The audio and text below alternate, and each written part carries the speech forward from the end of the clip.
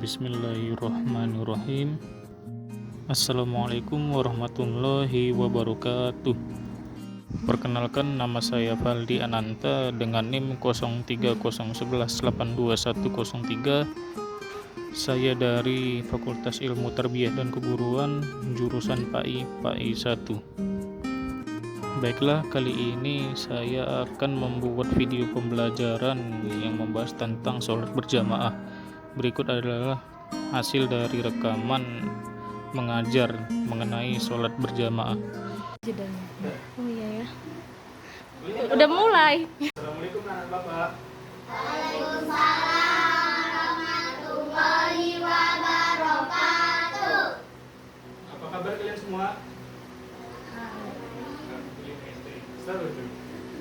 Apa kabar anak bapak sekalian? Alhamdulillah, luar biasa. Allahu Akbar. Apa kabar anak bapak sekalian? Alhamdulillah, luar biasa. Allahu Akbar.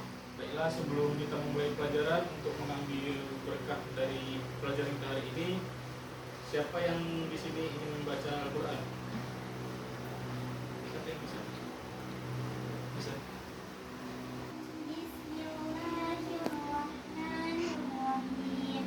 Alhamdulillahilladzi anzala ala abdihil kitaba wa lam yaj'al lahu iwaja qayyiman liyunzira ba'san shadidan min ladunhu wa yubashshirul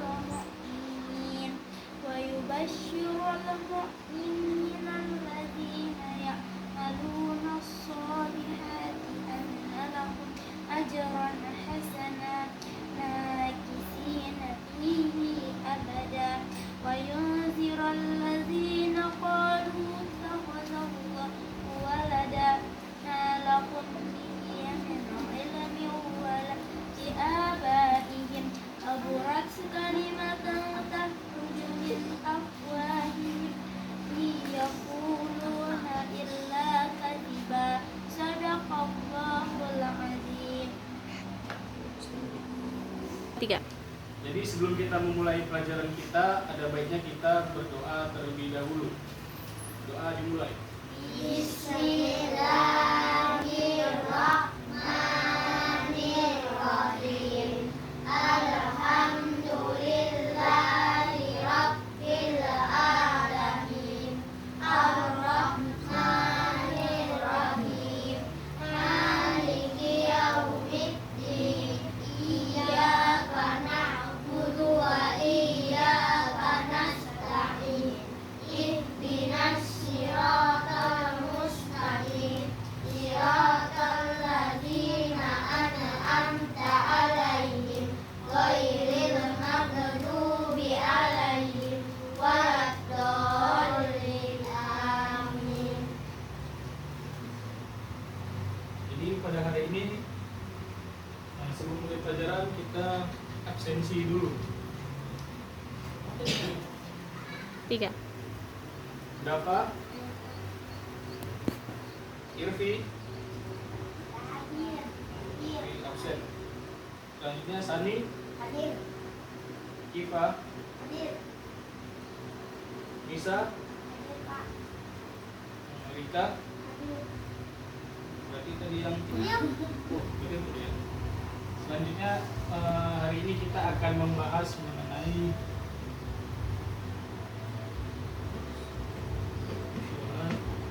sholat berjamaah.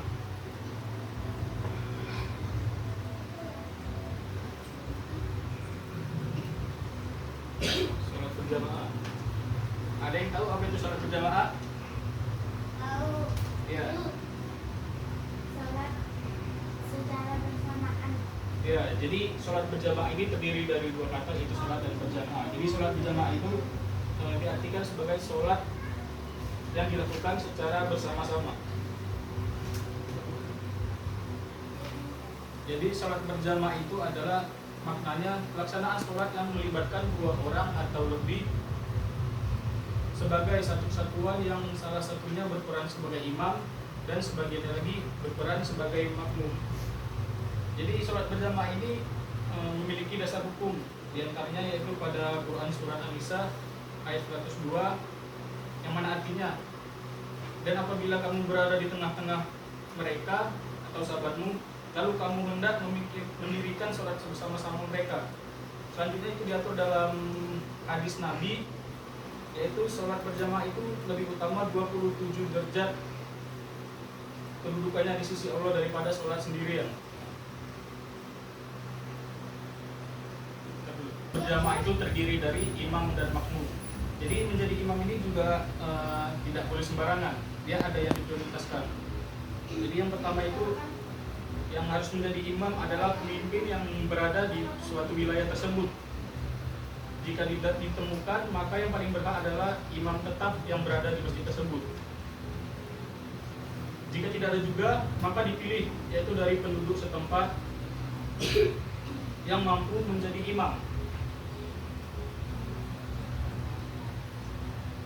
Kalau nggak ada juga, maka dipilih, yaitu pertama berdasarkan yang paling memahami hukum Islam atau yang bisa disebut juga dengan hukum fikih. Yang kedua itu yang paling fasih dalam membaca Al-Quran. Yang keenam itu berperilaku sederhana atau zuhud dalam menjalani hidup. Yang ketujuh paling menjaga diri dari makan-makan yang diharamkan. Yang ke-8 itu yang terlebih dahulu berhijrah. Yang ke-9 paling banyak menjalankan syariat Allah. Yang ke-10 paling mulia keturunan atau nasabnya.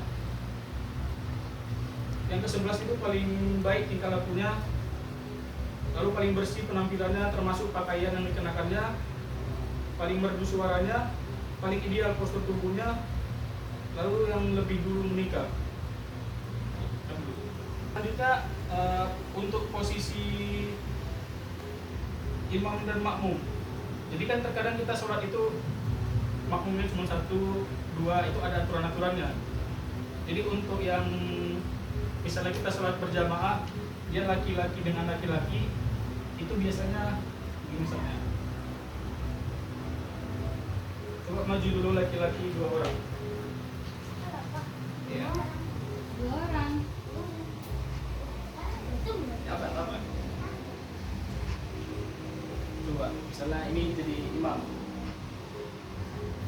Jadi untuk laki-lakinya itu dia safnya di sini. Dia misalnya cuma 2 orang, batasnya itu agak mundur sedikit. Dia jadi di belakang makmumnya itu posisinya di belakang tumitnya dari si imam. Udah, silakan. Nanti itu.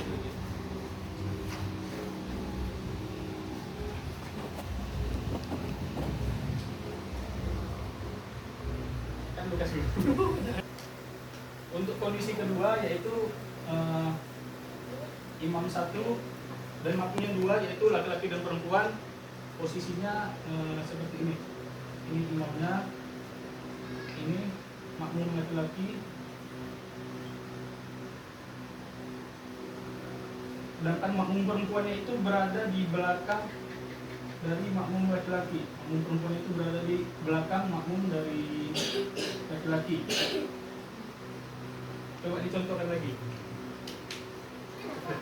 Sama satu perempuan.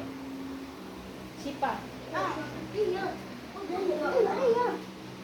Oh, makmum 1 makmum laki-laki. Jadi di sini imam. Tadi.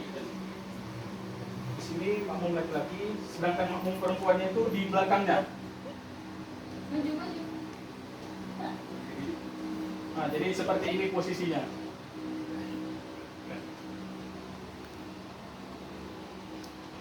Udah, silakan kembali ke tempat.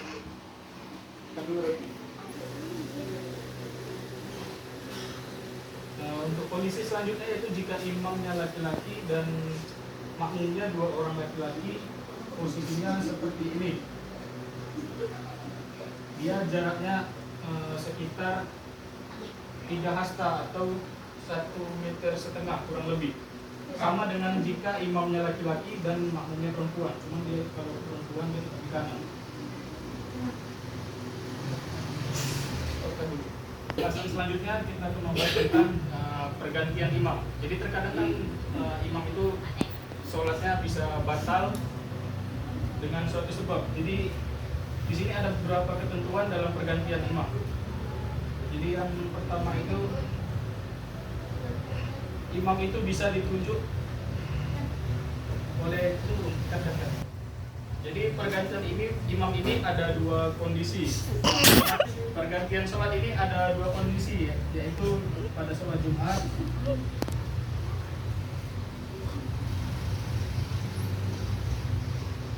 dan sholat fardu selain Jumat.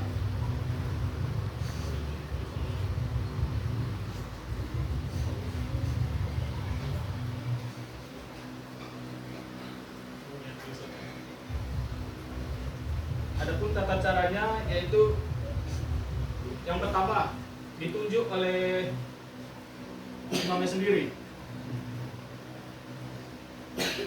Jadi imam ini menunjuk penggantinya. Jadi tata caranya itu yaitu harus menggunakan isyarat, bukan kata-kata.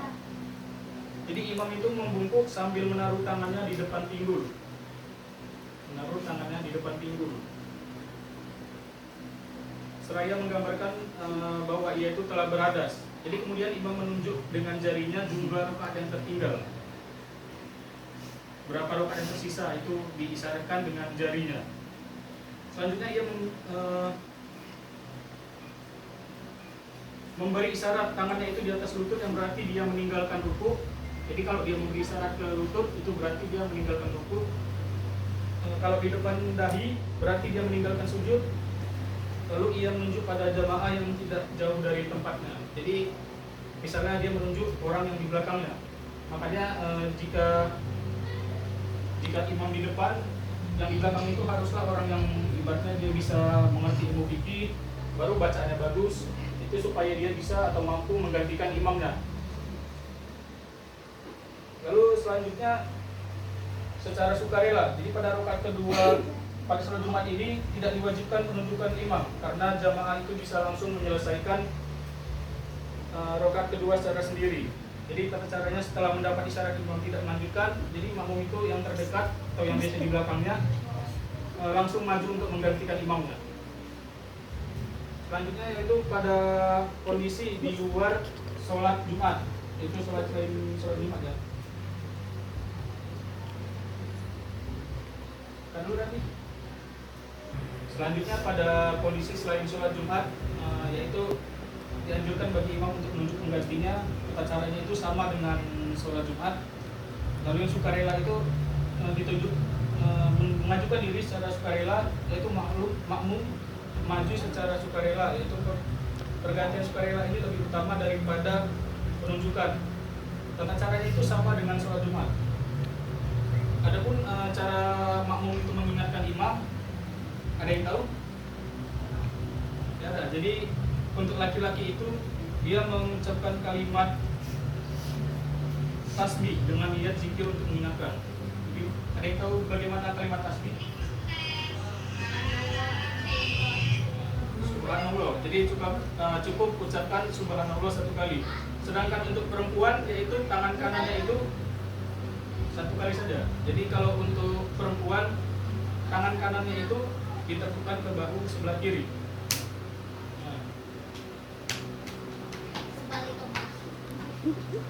Baiklah, itu saja pembelajaran kita pada hari ini.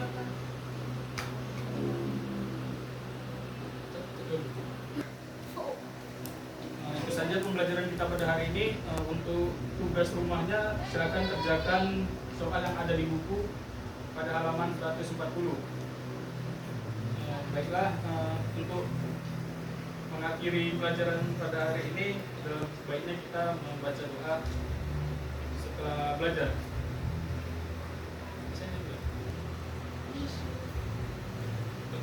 Bismillahirrahmanirrahim.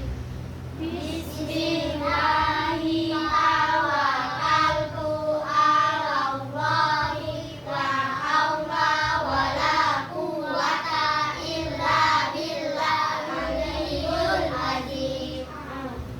Itulah selesai sudah pembelajaran kita pada hari ini. Kita lanjutkan minggu depan. Assalamualaikum warahmatullahi wabarakatuh. Waalaikumsalam warahmatullahi wabarakatuh. Terima kasih banyak karena telah menonton video ini. Semoga bermanfaat.